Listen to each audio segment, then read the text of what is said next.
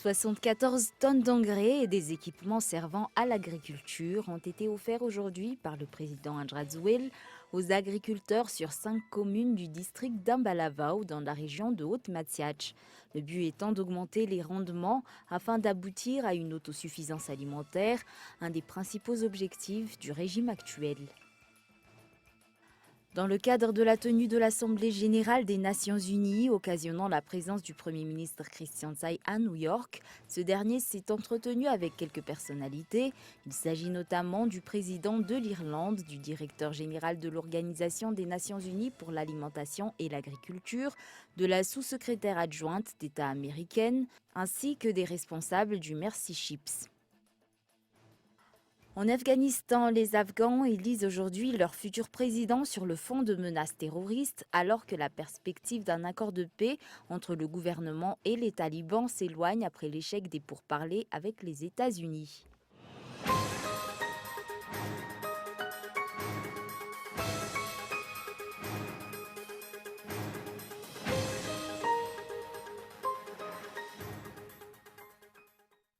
Bonsoir et bienvenue si vous nous rejoignez pour ce rendez-vous quotidien du journal télévisé de Cool TV. Ce soir, pour ouvrir cette édition, l'actualité politique. 74 tonnes d'engrais et des équipements servant à l'agriculture ont été offerts aujourd'hui par le président de la République à des agriculteurs sur 5 communes dans le district d'Ambalavao, situé dans la région de Haute-Matiache. Le but étant d'augmenter les rendements afin d'aboutir à une autosuffisance alimentaire. Une autosuffisance alimentaire pour Madagascar, c'est l'un des principaux objectifs du chef d'État.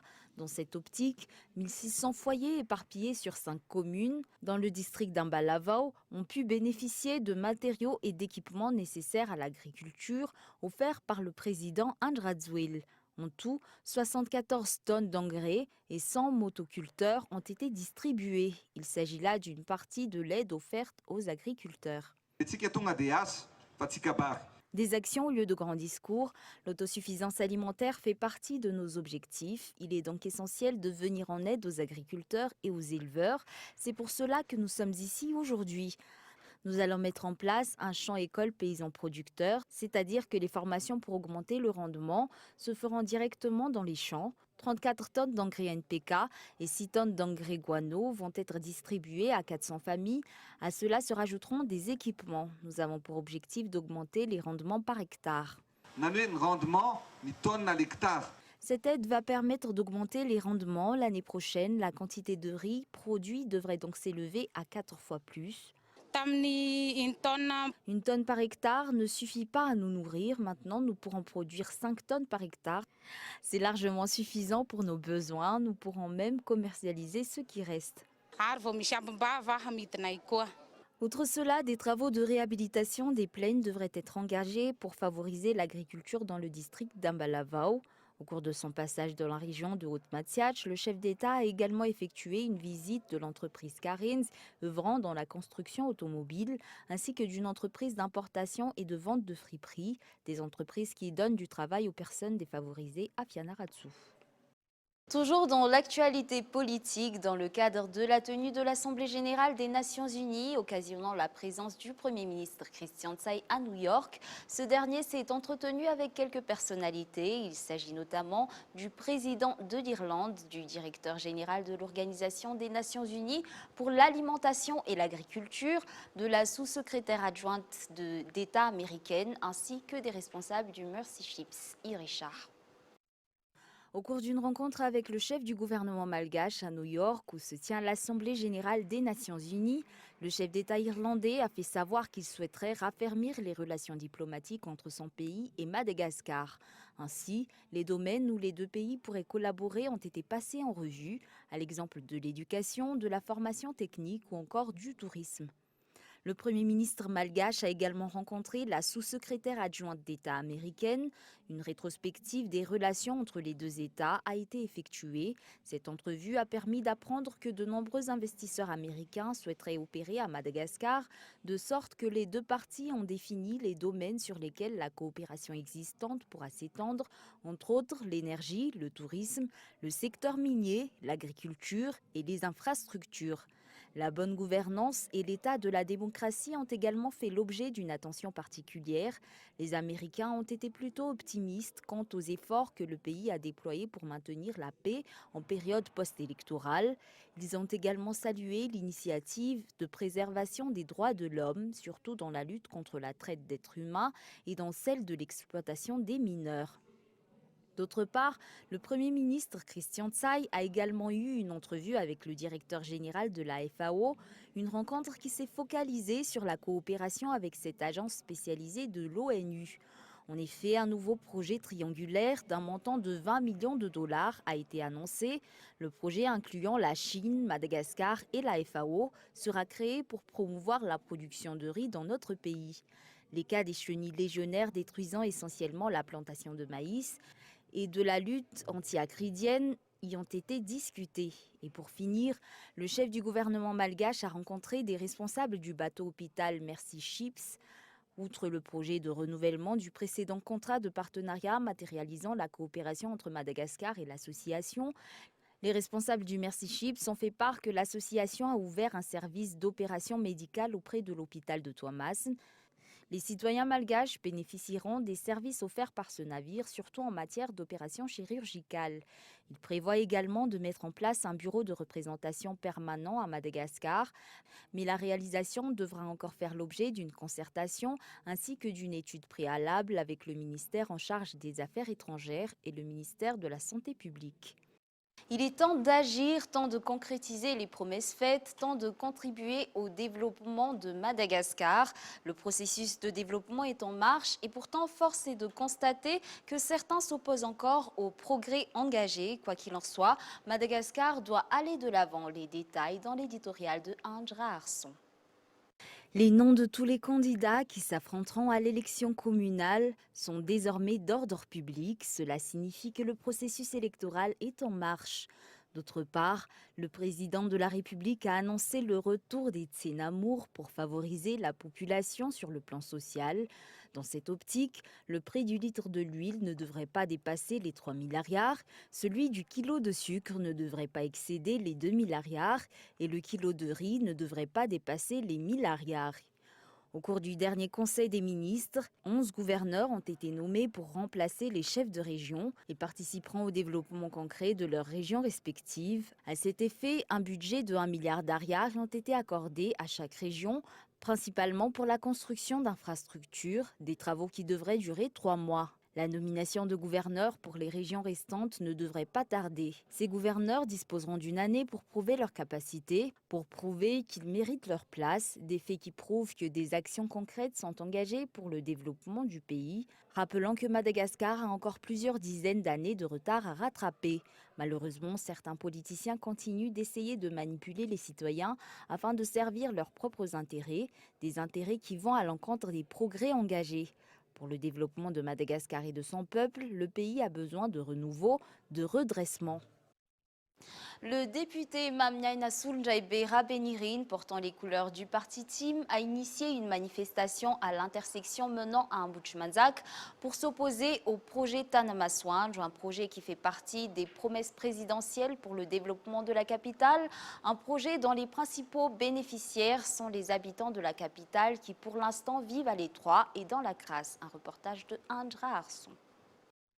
Le député Tim Mamnyana Souljaïbe Rabenirin a haussé le ton aujourd'hui après avoir incité plusieurs personnes à manifester contre le projet de la nouvelle ville Tanamaswanj initié par le président Andradzouil. Les propos tenus par ce député pour soutenir cette action sont infondés. Si ce remblai se fait, nous sommes convaincus qu'Antananarive sera inondé au moment de la saison des pluies. Donc pour nous, il est hors de question de procéder à ce remblai. Il vaudrait mieux trouver un autre emplacement à cette nouvelle ville. Les observateurs s'interrogent sur le comportement de ce député, rappelant que les dernières extensions de la ville d'Antananarive ont été faites vers les années 50 et 60 par le biais de remblais sur plusieurs secteurs tels qu'à Kourjan, un Péflou, 67 hectares, un Doutapenak et de nombreuses autres zones pour la construction de nouvelles infrastructures. Le projet Tanamaswanj ne consiste pas à une vente de terrain, mais à la construction d'une nouvelle ville pour répondre aux besoins actuels des habitants de la capitale et pour résoudre les problèmes liés aux embouteillages qui font perdre un temps précieux aux citoyens. La vision et les promesses du président de la République pour Antananarive servent à un développement durable. D'ailleurs, un tel projet n'est pas uniquement noté à Madagascar, mais dans plusieurs grandes villes du monde entier.